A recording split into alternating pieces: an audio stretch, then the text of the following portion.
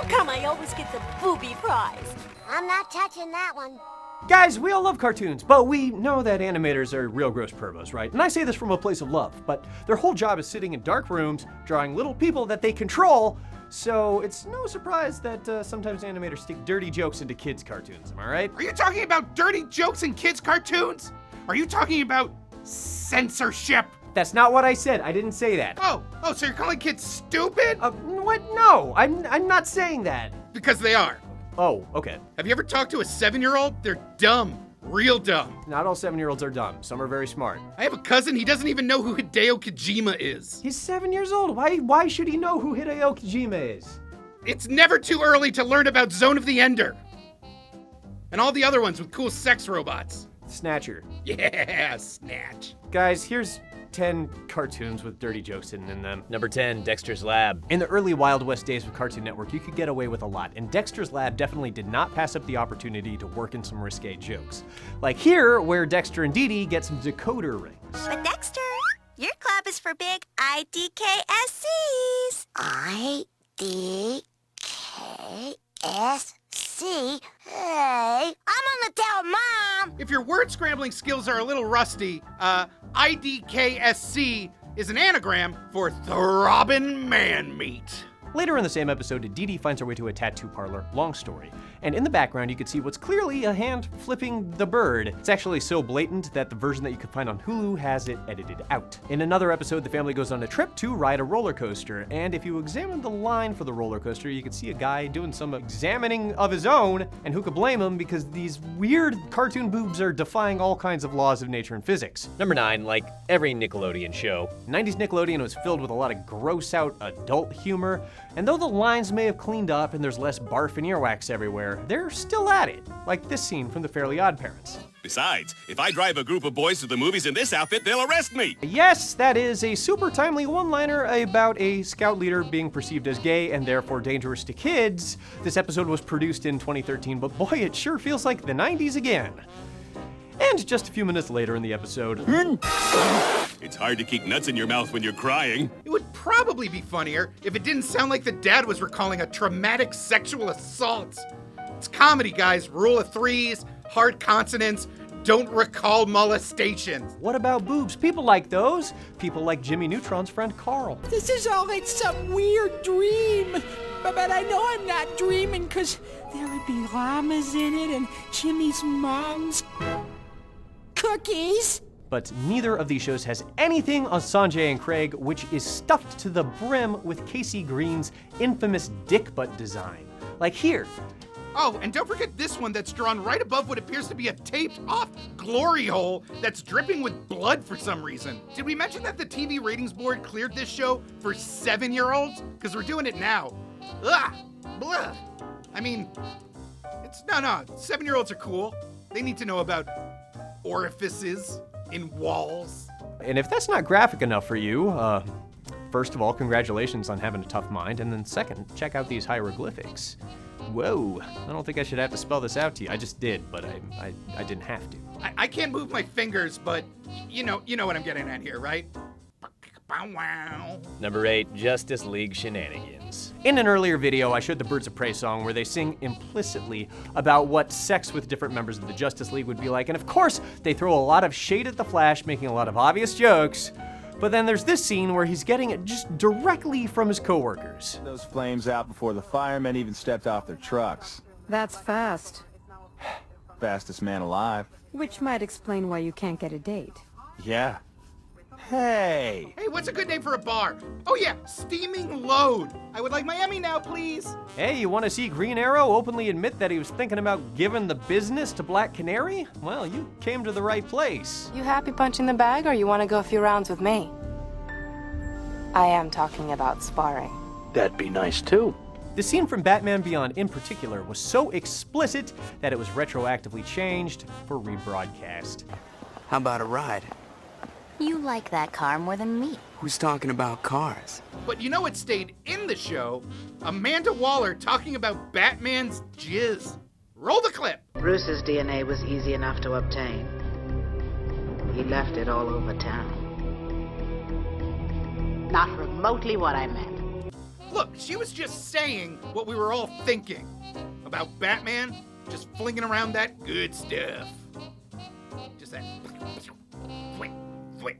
Who said Spider-Man's the only one that can shoot some webs? Number 7, the Chipettes being gross. Long before the days of Chipwrecked and Road Chip and what other piece of chip movies there were in the Chipmunk series, they were a pretty innocuous cartoon, and they had several decades of blandness before these three little ladies showed up and made things weird. The Chipmunk Adventure movie brought a bunch of really dubious sexuality to a group of characters who are supposed to be in like 3rd grade in a school for chipmunks. There's a lot wrong with this. It feels like peering into one of the darker corners of 4chan, but in reality, it's just a movie that was made for children to watch. Neat. Stop being so judgy. They're like 27 in chipmunk years. They're DTF. They're free to make whatever legal decisions they want. With me. Oh yeah. That felt terrible. Honestly, like, I understand I'm in character, but like, there's standards, Tony. Number 6, Reboot. In the early CG show Reboot, the mysterious user would upload video games for Bob and his friends to compete in. And one of those games was called Pantsu Heavy X, which is kind of like a Dragon Ball Pokemon mashup thing, except that Pantsu Heavy X translates as Panty Snake X. And I don't know exactly what that's supposed to mean.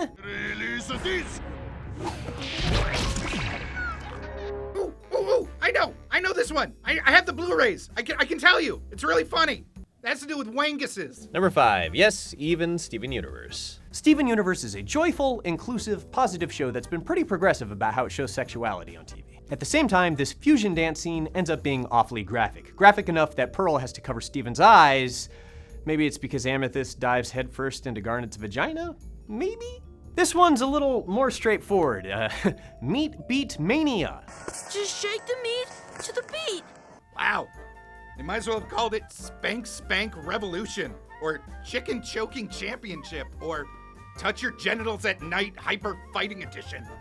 Okay, was that one too subtle? At least this one's a little more ambiguous. That is, until rapidly aging Steven says this. That was fun, but a boy on the cusp of manhood can't spend the whole day whackering. Oh, sweet Steven, wrong. So wrong. Hey, do you think Amethyst has seen Steven's dad's dick? Because I do. Amethyst's room is full of junk. She knows how to handle a mess.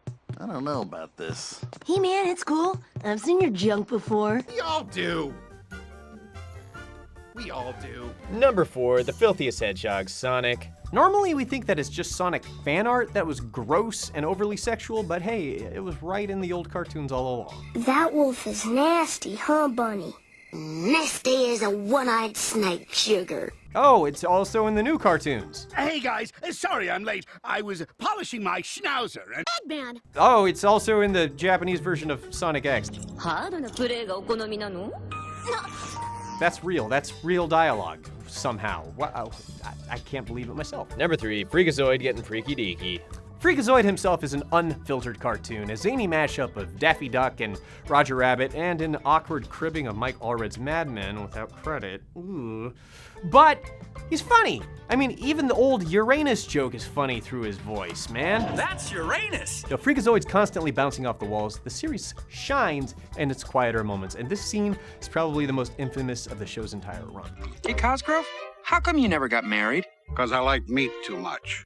You could be married and still eat a lot of meat.